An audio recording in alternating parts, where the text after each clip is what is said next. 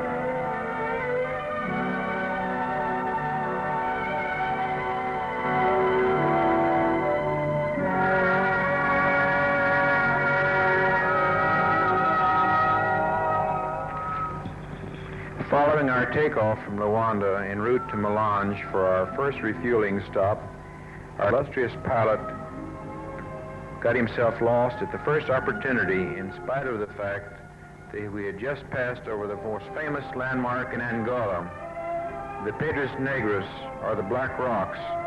This area was ruled by the Black Queen, who gave the Portuguese no small amount of trouble for a number of years during her reign. You may imagine our state of mind after this first demonstration of his navigational abilities.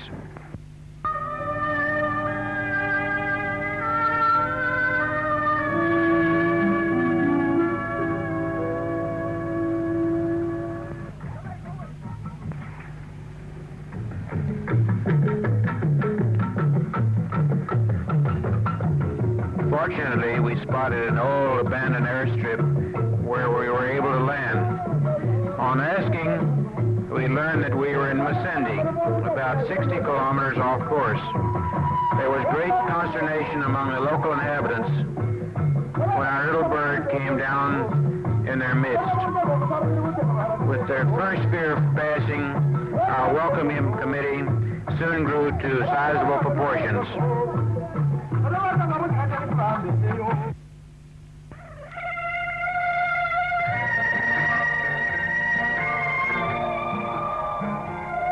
After this misadventure, we finally arrived in Melange, where we put our aircraft in the hangar overnight. The following morning, we called on a local mechanic to help us with a starter problem which had been plaguing us since our departure from Luanda. In fact, we had found it necessary to start the engine by hand in Massendi.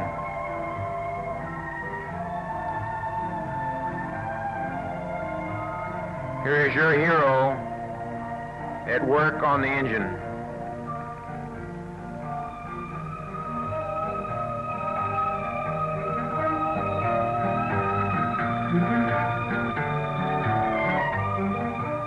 Finally, we arrived in Villaluso, a small town on the eastern border between Angola and the former Belgian Congo.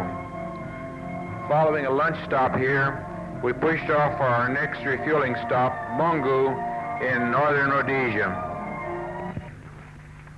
Due to our delayed arrival in Mungu, we took off immediately upon refueling for New Kenya, our final stop by air. For reasons only later understood, we were unable to locate Inner Kenya and had to return after dark to Mungu. Fortunately, the radio beacon in Mungu had been left on inadvertently, otherwise this film would not have been recorded. We were put in the guest house in Mungu next to the clubhouse where a big dance was being held. We had been invited to the dance, but were too exhausted to attend. About midnight, we were awakened by a glare in our window, and suddenly we realized that the clubhouse was on fire, apparently about the same time as the people at the dance. A bucket brigade was immediately organized, but due to the lack of water and the abundance of alcohol, the clubhouse was doomed. The following morning, we made another attempt to locate Inner Kenya, which was also unsuccessful. We decided to make a final effort that afternoon. We had been advised that the airstrip was about 18 kilometers west of the administrative post, and during our previous flights looking for Inner Kenya, we had seen a house at which we thought was probably the post. So prior to our last effort on Sunday afternoon, we prepared to be dropped at this house, asking that the finder lead us to the airstrip by car. Subsequently, we found that we had dropped the note at a Catholic mission some 90 kilometers south of the airstrip, and the priest in charge of the mission was resourceful enough to quickly build a sign on the ground with small boards showing 90K or 90 kilometers with an arrow pointing north. We then followed a small sand road leading from the mission north to the actual administrative post and then to the airstrip at Inner Kenya, where we were met by a safari employee who drove us back to the mission that night. Here we have Padre Faria, our savior, who built the sign together with his assistant. Padre Faria had been in this mission for 12 years at the time of our visit.